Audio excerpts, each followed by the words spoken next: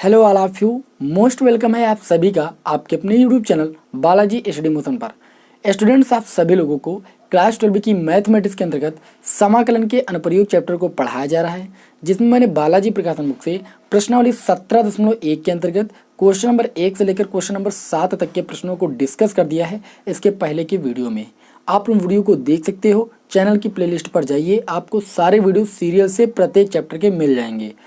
आज की क्लास में हम इस प्रश्नावली 17.1 के अंतर्गत क्वेश्चन नंबर 7 के आगे के प्रश्नों को डिस्कस करेंगे और इस क्लास में सारे क्वेश्चनों को बता दिया जाएगा इस प्रश्नावली के।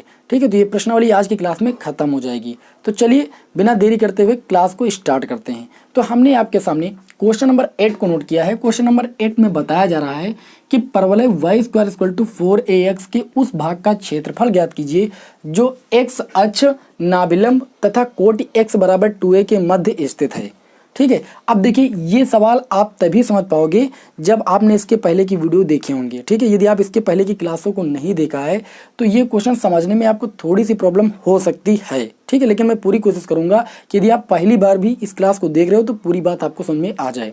देखिए यहाँ पर आपको एक परवलय दिया गया है। मैंने आपको 4 परवलय की समीकरण बताई थी, उनका फिगर भी मैंने आप लोगों को बनाना बताया था। यहाँ पर आपको जो परवलय की समीकरण दी गई है y² 4ax, यहाँ पर आप देख सकते हो कि x आपका धनात्मक है, यानी जो परवलय का मुख होगा वो x अक्ष की धनात्मक दिशा में खुलेगा। और जब आपकी परवलय की समीकरण y² 4ax दी होती है तो मैंने आपको बताया था कि नाभिलंब का जो समीकरण होता है वो x a होता है। ठीक है, तो चलिए यहाँ पर सबसे पहले हम फिगर बनाते हैं, तब जाके हम लिमिट को समझ पाएंगे, और जब तक लिमिट नहीं समझ पाएंगे तब तक क्षेत्रफल निकालना संभव नहीं है। तो यहाँ पर मैं आपके सामने एक चतुर्थांश खींच रहा हूँ।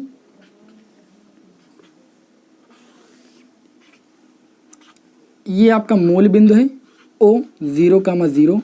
ये x अक्ष की धनात्मक दिशा है, ये y अक्ष की धनात्मक दिशा है, ये y अक्ष की ऋणात्मक दिशा है, ये x अक्ष की ऋणात्मक दिशा है।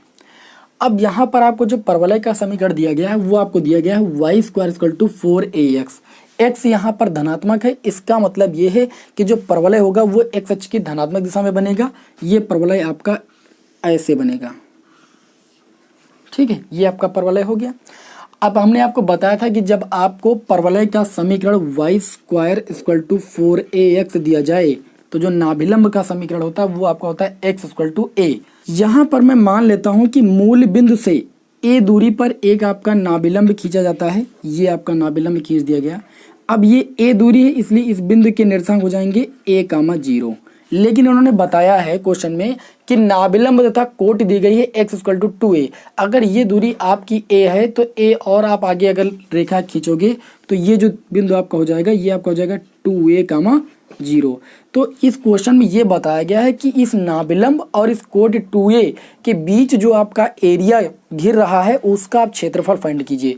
यानी आपको यहाँ पर क्या करना है, आपको इस घिरे हुए भाग का क्षेत्रफल फाइंड करना है, इस घिरे हुए भाग का। ठीक है, अगर आपको इस घिरे भाग का क्षेत्रफल ज्ञात करना है तो सबसे बढ़िया तरीका मैंने आपको बताया है कि आप ऊपर वाले भाग का क्षेत्रफल फाइंड कर लीजिए। ठीक है, अब अगर ऊपर वाले भाग का क्षेत्रफल आप फाइंड कर लेते हो और उसको 2 से गुणा कर देते हो तो ये पूरे भाग का क्षेत्रफल आ जाएगा, क्योंकि जैसा आपका क्षेत्रफल ऊपर बिल्कुल सममित ही उसके क्षेत्रफल आपका नीचे है। तो आप ऊपर वाले भाग का क्षेत्रफल फाइंड कीजिए और उसको आप 2 से मल्टीप्लाई कर दीजिए, बस इस पूरे घिरे भाग का क्षेत्रफल आ जाएगा। अब लिमिट यहाँ पर देखिए क्या हो जाएगी, लिमिट यहाँ पर a से आपकी 2a हो जाएगी। कितनी हो जाएगी, a से 2a हो जाएगी। यदि आप डायरेक्ट सूत्र लगाते हो y dx और लिमिट पुट कर देते हो 0 से 2a, तब आपका क्वेश्चन कभी नहीं सॉल्व होगा। ठीक है, इसलिए चित्र बनाना बहुत जरूरी है। यहाँ पर लिखेंगे अभीष्ट भाग का क्षेत्रफल, अभीष्ट भाग का क्षेत्रफल। तो a समाकलन ऑफ लिमिट यहाँ से यहाँ तक कितनी हो जाएगी, a से आपकी 2a हो जाएगी। हम ऊपर वाले भाग का क्षेत्रफल फाइंड कर रहे हैं, उसको हम 2 से मल्टीप्लाई कर देंगे, इस पूरे भाग का क्षेत्रफल आ जाएगा। तो मैंने यहाँ पर 2 से मल्टीप्लाई कर दिया। ठीक है, अब क्षेत्रफल ज्ञात करने के लिए मैंने आपको बताया है कि एक सबसे पहले हम पट्टिका खींचते हैं। तो यहाँ पर हम एक पट्टिका खींच लेंगे। ये आपकी एक पट्टिका हो गई।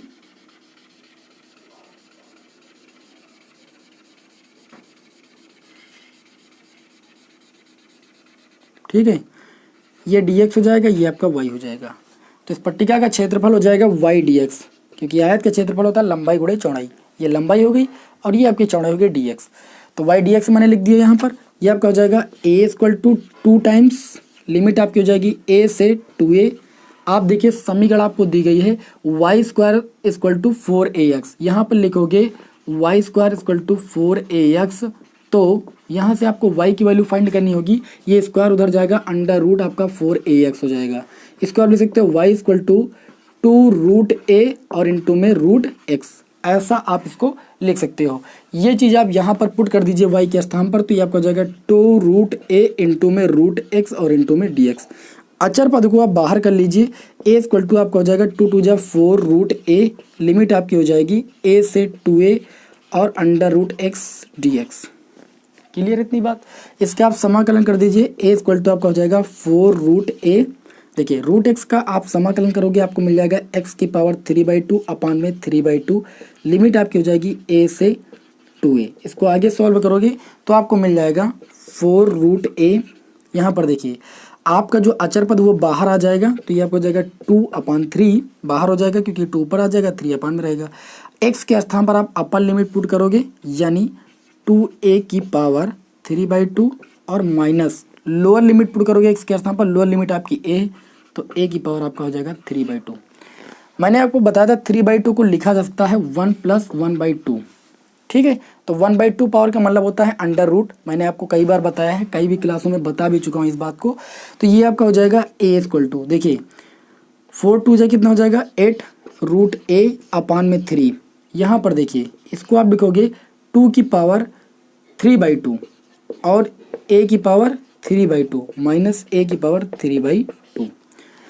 a की पावर 3/2 दोनों में कॉमन निकल आएगा, तो ये आपका हो जाएगा 8√a अपान में 3 और a की पावर 3/2 हम कॉमन निकाल लेंगे। ये आपका बचेगा 2 की पावर 3/2। 3/2 को हम लिख सकते हैं 2√2। ठीक है, एक बार 1 पावर हो जाएगी, एक बार हाफ पावर हो जाएगी और माइनस का आपका 1 हो जाएगा। इसको भी ऐसा लिखा जा सकता है, तो ये आपका हो जाएगा a इक्वल टू 8√a अपान में 3। इस a की पावर 3/2 को लिखा जा सकता है a√a। ठीक है, a√a और ब्रैकेट के अंदर आपका हो जाएगा 2√2 माइनस का 1।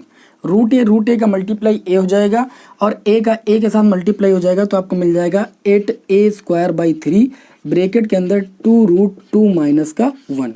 ये आपका क्षेत्रफल है और क्षेत्रफल का मात्रक होता है वर्ग इकाई। तो ये आपके इस प्रश्न का आंसर हो जाएगा। आई होप आप सभी लोगों को इस प्रश्न का सलूशन अच्छी तरीके से समझ में आ गया होगा। ठीक है, अब आप लोगों ने समझ लिया होगा कि इस टाइप के प्रश्नों को हमें कैसे सॉल्व करना है। चलिए आप इसका स्क्रीनशॉट ले लीजिए। इसी क्रम में बढ़ते अपने नेक्स्ट क्वेश्चन की ओर।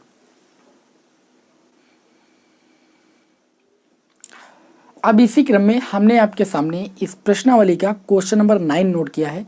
क्वेश्चन नंबर 9 में क्या कहा जा रहा है, सबसे पहले इसको समझते हैं। क्वेश्चन नंबर 9 में ये बोला जा रहा है कि वक्र y equal to x, x-1, x-2, x अक्ष तथा कोटियों x इक्वल टू 0 तथा x इक्वल टू 3 के मध्य स्थित क्षेत्र का क्षेत्रफल ज्ञात कीजिए। ठीक है, यहाँ पर आपको एक वक्र का समीकरण दिया गया है। सबसे पहले इसको आपको सॉल्व करना होगा। इस वक्र के समीकरण में ये बताया गया है कि x अक्ष तथा कोटियों x इक्वल टू 0 तथा x इक्वल टू 3 के मध्य जो स्थित क्षेत्र है उसका क्षेत्रफल ज्ञात कीजिए। आपको लिमिट दी गई है 0 से 3। ठीक है, अब आप जानते हो कि x अक्ष पर स्थित क्षेत्र का क्षेत्रफल निकालने के लिए हम सूत्र लगाते हैं y dx सिंपली। ठीक है, तो हम क्या करेंगे, सबसे पहले इस इक्वेशन को थोड़ा सा सॉल्व कर लेंगे। ये आपको हो जाएगा y इक्वल टू x का मल्टीप्लाई करेंगे तो आपको हो जाएगा x² x1 का मल्टीप्लाई करेंगे माइनस का x हो जाएगा और दूसरे ब्रैकेट में है x-2। ये आपका हो जाएगा y equal to x² x का मल्टीप्लाई हो जाएगा x³ x² और -2 का मल्टीप्लाई माइनस का 2x² हो जाएगा।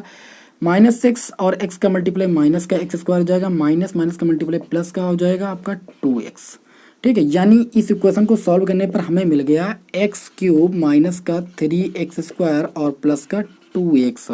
ठीक है, अब लिखेंगे नाउ अभीष्ट क्षेत्रफल। क्या भाई, अभीष्ट क्षेत्रफल a इक्वल टू आपको क्या मिल जाएगा, समाकलन ऑफ, सूत्र होता है y dx। लिमिट आपको दी गई है 0 से 3।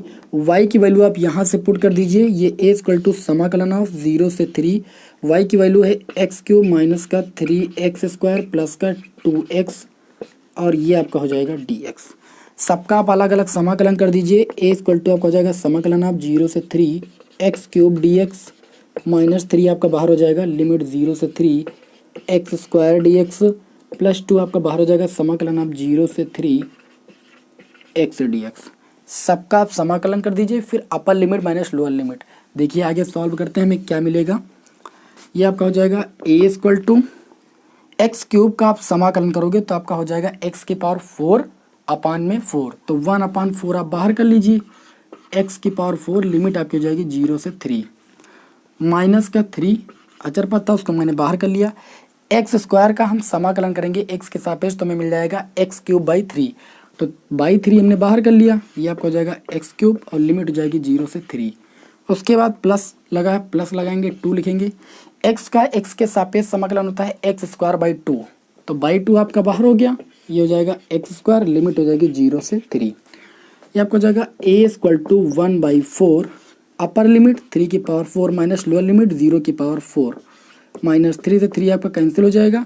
ये आपका हो जाएगा अपर लिमिट 3 की पावर 3 माइनस लोअर लिमिट 0 की पावर 3 और 2 से 2 कैंसिल हो जाएगा। ये आपका हो जाएगा अपर लिमिट 3 का स्क्वायर माइनस लोअर लिमिट 0 का स्क्वायर। इसको सॉल्व कर लेंगे। ए इक्वल टू हमें मिल जाएगा 1/4, 3 की पावर 4 का मतलब आपका 81 होता है और माइनस 3 की पावर 3 का मतलब 27 प्लस 3 की पावर 2 का मतलब 9। ये आपको मिल जाएगा ए इक्वल टू 81/4। यहाँ पर देखिए माइनस का 18 आपको मिलेगा। 18 का मल्टीप्लाई 4 से करेंगे तो 81 माइनस का कितना हो जाएगा 72/4। आपको मिल जाएगा ए इक्वल टू कितना मिल जाएगा 9/4। ये आपका एरिया है, इसका मात्रक आपका हो जाएगा वर्ग इकाई। भाई ये आपके इस प्रश्न का क्या हो जाएगा आंसर हो जाएगा। आई होप आप सभी लोगों को ये प्रश्न भी अच्छी तरीके से समझ में आ गया होगा। इसका आप स्क्रीनशॉट ले सकते हैं। चलिए बढ़ते हैं अपने नेक्स्ट क्वेश्चन की ओर। तो अब इसी क्रम में हमने आपके सामने इस प्रश्नावली का क्वेश्चन नंबर 10 नोट किया है, जो कि आपके लिए बहुत ज़्यादा महत्वपूर्ण है। देखिए इस क्वेश्चन को कैसे सॉल्व करेंगे। यहाँ पर आपको दिया गया है कि वक्र y equal to cos x, limit दी गई x इक्वल टू 0 से x इक्वल टू 2 पाई तक। ठीक है, आपको लिमिट दी गई 0 से 2 पाई तक।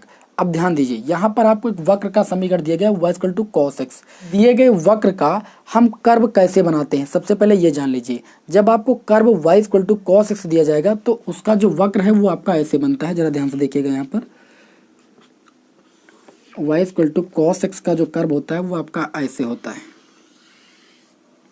ठीक है, यानी यहाँ पर आपका होता है 0,0 और ये आपका होता है π/2 और ये आपका होता है पाई, ये आपका होता है 3π/2 और ये आपका होता है 2π।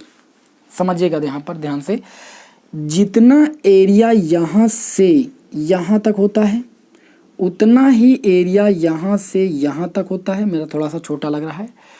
उतना ही एरिया ये होता है। इसको मैं थोड़ा सा अलग कर देता हूँ। यहाँ पर एक जो है लाइन खींची हुई है, उतना ही एरिया इधर भी होता है। आपको यहाँ से 0 से लेकर 2π तक जो है क्षेत्रफल फाइंड करना है। अगर आप 0 से लेकर π/2 तक क्षेत्रफल फाइंड कर लो, वो तो आप जानते ही हो, और उसको 4 टाइम्स मल्टीप्लाई कर दो, तो यहाँ से लेकर यहाँ तक आपका क्षेत्रफल निकल आएगा। क्योंकि ये क्षेत्रफल, ये क्षेत्रफल, ये क्षेत्रफल, ये क्षेत्रफल, ये चारों आपस में सम्मित हैं। ठीक है, तो अगर आप 0 से π/2 तक एरिया फाइंड कर लेते हो और उसको 4 टाइम्स मल्टीप्लाई कर देते हो तो ये आपका पूरा क्षेत्रफल निकल आएगा। यहाँ पर हम लिखेंगे अभीष्ट क्षेत्रफल। अभीष्ट क्षेत्रफल ए इक्वल टू आपका हो जाएगा समाकलन ऑफ, लिमिट आपकी हो जाएगी 0 से π/2, लिमिट लिख दीजिए 0 से π/2 और सूत्र हो जाएगा y dx। अब एक बात का ख्याल रखिएगा, यहाँ पर 4 क्षेत्रफल हैं जो कि आपस में सम्मित हैं और एक का हम क्षेत्रफल फाइंड करेंगे, इसको 4 से मल्टीप्लाई कर देंगे। तो हम एक का क्षेत्रफल फाइंड कर रहे हैं 0 से π/2 लिमिट तक, इसको 4 से मल्टीप्लाई कर रहे हैं तो चारों का क्षेत्रफल निकल आएगा। तो देखिए आपका हो जाएगा a इक्वल टू 4 टाइम्स 0 से π/2 लिमिट हो जाएगी। y की वैल्यू आपको दी गई है cos x और इनटू में आपको हो जाएगा dx। a equal to 4 cos x का जो समाकलन होता है सभी को पता है sin x होता है। लिमिट आपकी हो जाएगी 0 से π/2। क्या करोगे, a इक्वल टू आपका हो जाएगा 4, पहले अपर लिमिट पुट करोगे sin π/2 x के स्थान पर माइनस लोअर लिमिट sin 0 ये आपका हो जाएगा a equal to 4 sine pi by 2 की वैल्यू होती है 1 माइनस साइन 0 की वैल्यू होती है 0। 1 का 4 से मल्टीप्लाई करोगे आपको 4 मिल जाएगा। ये क्षेत्रफल है, क्षेत्रफल का मात्रक होता है वर्ग इकाई। तो ये आपके इस प्रश्न का आंसर हो जाएगा। बहुत ही छोटा प्रश्न था लेकिन समझने के लायक था। आई होप आप सभी लोगों को ये प्रश्न भी अच्छी तरीके से समझ आ गया होगा। वीडियो पसंद आ रहा हो तो वीडियो को लाइक जरूर कर दें, ठीक है, जिससे हमें मोटिवेशन मिलता रहे और आप लोगों के लिए हम इसी तरीके से वीडियो प्रोवाइड करते रहें रेगुलर। चलिए आप इस प्रश्न का स्क्रीनशॉट ले लीजिए, फिर बढ़ते हैं अपने नेक्स्ट क्वेश्चन की ओर। एक क्वेश्चन मैं आप लोगों को होमवर्क के लिए दूंगा, ठीक है, उसको आपको सॉल्व करना है। चलिए इसका स्क्रीनशॉट आप ले लीजिए। तो अब इसी क्रम में हमने आपके सामने इस प्रश्नावली का क्वेश्चन नंबर 11 और क्वेश्चन नंबर 12 नोट किया हुआ है, ठीक है। इसमें से एक प्रश्न मैं आप लोगों को होमवर्क के लिए जरूर दूंगा, क्योंकि चैप्टर की मैंने जब पहली क्लास अपलोड की थी तो उसमें मैंने आप लोगों को क्वेश्चन नंबर 12 जैसा प्रश्न है बिल्कुल ऐसा ही प्रश्न एक सॉल्व करा दिया है, ठीक है। बस थोड़ा सा यहाँ पर अंकों में परिवर्तन हो गया है। जो बात करें उसको ध्यान से समझिए, उस क्लास को देखिए और इस प्रश्न को सॉल्व करने का प्रयास कीजिए। यदि बहुत रेयर केस में आपसे ये क्वेश्चन नहीं सॉल्व होगा तब आप हमें कमेंट कीजिएगा, मैं इस क्वेश्चन का आंसर प्रोवाइड करने की पूरी कोशिश करूंगा। अब चलिए यहाँ पर हम देखेंगे क्वेश्चन नंबर 11। क्वेश्चन नंबर 11 भी बहुत ही हल्का प्रश्न है लेकिन थोड़ा सा आपको ध्यान देने की आवश्यकता है। यहाँ पर आप लोगों को निश्चित समाकलन के मैंने कुछ प्रगुण बताए थे, उसका यूज यहाँ पर मैं करूँगा। देखिए यहाँ पर आपको एक कर्व का समीकरण दिया गया है y equal to tan x और लिमिट दी गई है x equal to minus pi by 4 से x equal to pi by 4 तक, ठीक है। आपको क्षेत्रफल फाइंड करना है। देखिए आप सूत्र लगाओगे, अभीष्ट क्षेत्रफल a इक्वल टू समाकलन ऑफ लिमिट हो जाएगी माइनस पाई बाई 4 से पाई बाई 4 y dx। आप इस सूत्र को अप्लाई कर दोगे, मुझे पता है, लेकिन अब आप यहाँ पर कौन सा प्रगुण अप्लाई करोगे वो यहाँ पर ध्यान दीजिए। y की वैल्यू आप यहाँ पर रख दोगे a equal to minus pi by 4 से पाई बाई 4, y की वैल्यू है आपके tan x dx। देखिए आप लोगों ने निश्चित समाकलन चैप्टर में एक प्रगुण पढ़ा है, मैंने आप लोगों को बहुत अच्छी तरीके से उसको बताया है। हमने कहा था कि यदि आपको ऐसा जो है फलन दिया जाए जिसमें लिमिट दी जाए माइनस a से a F x D x हो तो इसकी वैल्यू दो होती है, दो कंडीशन होती हैं। क्या होती है? इसकी वैल्यू जो होती है वो 0 के बराबर होती है जब एफ एक्स एक विषम फलन हो। क्या हो? एक विषम फलन हो। विषम फलन हो, मैंने विषम फलन निकालना भी बताया था कि कब विषम फलन होगा, कब सब फलन होगा।